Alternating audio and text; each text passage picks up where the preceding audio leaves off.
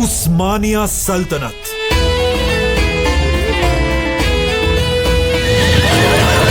اور اب عثمانیہ سلطنت کے ہی ایک بادشاہ سلطان بایزید مسلمانوں کے 700 سال پرانے خواب کو دوبارہ زندہ کرنے کی کوشش کی. اور اس طرح مسلمان ایک بار پھر کانسٹینٹینوپل کی طرف روانہ ہوئے. مسلمانوں نے کانسٹینٹینوپل کو پھر سے ہر طرف سے گھیر لیا.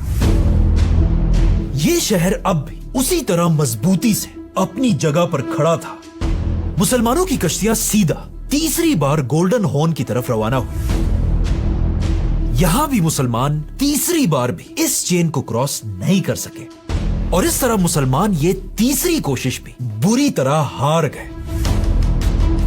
لیکن عثمانیہ سلطنت پیچھے نہیں ہٹی. اس ہار کے کچھ ہی عرصے بعد عثمانیہ سلطنت کے ایک نئے بادشاہ نے دوبارہ کانسٹینٹینوپل پر حملے کا فیصلہ کیا جس کا نام تھا سلطان مراد.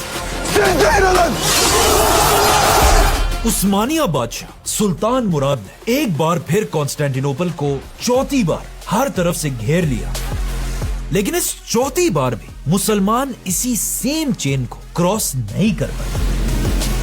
یہ چین مسلمانوں کے لیے ایسے ہی تھی جس طرح آج امریکہ کے لیے اسٹریٹ آف ہرمز ہے جہاں سے گزرنا امپاسبل ہے. اور اس طرح مسلمان یہ چوتھی کوشش میں ہار گئے. مطلب مسلمانوں کے 4 بڑے بڑے بادشاہ رومن کیپٹل کو فتح کرنے کا خواب پورا نہیں کر سکے. لیکن یہاں سے ہمیشہ کے لیے سب کچھ بدلنے والا تھا کیونکہ یہ جو چوتھا حملہ کرنے والا بادشاہ تھا سلطان مراد، کہا جاتا ہے یہ بادشاہ اس ہار سے بالکل ٹوٹ کر رہ گیا تھا کیونکہ کانسٹینٹینوپل کو فتح کرنا اس کی زندگی کا سب سے بڑا خواب تھا. اور اب جب اس کا یہ خواب ٹوٹ چکا تھا سلطان مراد ہر کسی کو اپنے اس ٹوٹے ہوئے خواب کے بارے میں بتاتا رہتا تھا. اپنے منسٹرز، جنرلز اور ایون اپنے بیٹوں کو بھی اپنے اسی خواب کے بارے میں بتاتا رہتا تھا. اور اسی سلطان مراد کے ہی بیٹوں میں سے ایک کا نام تھا شہزادہ محمد. محمد بچپن سے اپنے باپ سے کانسٹینٹینوپل کی کہانیاں سنا کرتا تھا اور محمد بچپن سے اپنے باپ کی آنکھوں میں اس کے خواب کے ٹوٹنے کا غم دیکھ رہا تھا. اور آف کورس یہیں سے محمد کو اس کی زندگی کا مقصد ملا. اور آخر ایک دن جب محمد کی ایج صرف 19 سال تھی اچانک محمد کے پاس پوری عثمانیہ سلطنت کے پرائم منسٹر کا لیٹر پہنچا جس میں لکھا تھا وزیر اعظم خلیل پاشا کی طرف سے شہزادے محمد کے نام. میرے شہزادے، آپ کے باپ سلطان مراد اس دنیا سے جا چکے ہیں تو اب آپ فوراً پائے تخت پہنچے اور پوری سلطنت عثمانیہ کے 7ویں سلطان ہونے کا حلف اٹھائے. محمد فل سپیڈ کیپٹل کی طرف روانہ ہوا اور وہاں پہنچتے محمد اپنے باپ سلطان مراد کے تخت پر بیٹھا اور اس طرح یہ 19 سال کا شہزادہ محمد اب پوری عثمانیہ سلطنت کا سلطان محمد بنا. لیکن جیسے ہی محمد عثمانیہ سلطنت کا سلطان بنا محمد کے اپنے ذہن میں تو بڑے بڑے خواب تھے. لیکن وہاں یورپ میں محمد کے سلطان بننے پر بڑی بڑی سیلیبریشنز ہونے لگے اور یورپ میں لوگ جشن منانے لگے کہ یہ چھوٹا سا 19 سال کا بچہ آخر ہمارا کیا ہی بگاڑ لے گا. یہاں تک کہ کانسٹینٹینوپل کا بادشاہ محمد کا مذاق اڑانے لگا اور صرف یورپ میں بلکہ ایون محمد کے اپنے وزیر بھی اسے بس ایک چھوٹا سا بچہ سمجھتے تھے اور اس کی باتوں کو زیادہ سیریس نہیں لیتے تھے. اور سب سے زیادہ محمد کا اپنا پرائم منسٹر خلیل پاشا بھی محمد کو ایک بچہ ہی سمجھتا تھا. لیکن ان ساری باتوں سے محمد کو تھوڑا سا بھی فرق نہیں پڑا بلکہ محمد بادشاہ بنتے ہی اپنے اسی خواب کی طرف بڑھنے لگا جو بچپن میں اس کے باپ نے اسے دیا تھا. ایک ایسا خواب جو اس سے پہلے 23 بادشاہ پورا نہیں کر سکے. 23 armies have tried to take the legendary city. all have failed. जिस ख्वाब के लिए 4 बड़े मुसलमान बादशाह भी बुरी तरह फेल हो चुके थे और इवन महमद का अपना बाप भी वो ख्वाब पूरा नहीं कर सका था।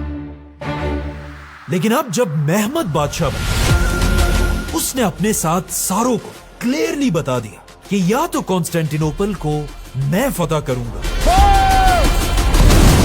और या कॉन्स्टेंटिनोपल मुझे फतह करेगा।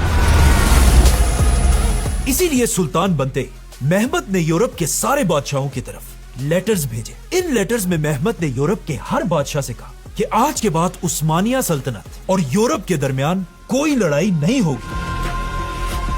इसी तरह महमद ने मुसलमान बादशाहों के साथ भी डील्स की।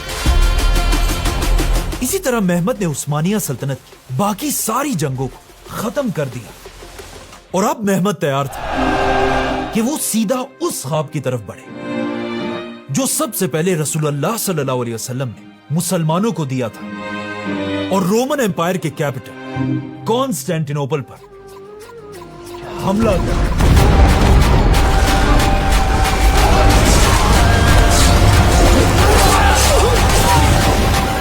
तो सबसे पहले महमद ने कॉन्स्टेंटिनोपल के बिल्कुल पास ही एक नया किला बनाने का हुक्म दिया और इस किले को कहा जाने लगा द थ्रोट कट, क्योंकि इस एक किले से कॉन्स्टेंटिनोपल का सारा खाने पीने का रास्ता बंद कर दिया था और इस शहर को गर्दन से पकड़ लिया था। जिसके बाद महमद ने उस्मानिया की पूरी फौज को जंग के लिए रेडी होने का हुक्म दिया और फिर महमद ने उस्मानिया की पूरी नेवी को भी हमले के लिए तैयार किया। लेकिन महमद को अच्छी तरह पता था कि इससे पहले भी कॉन्स्टेंटिनोपल पर बड़ी बड़ी फौजें और नेवीज हमला कर चुके थे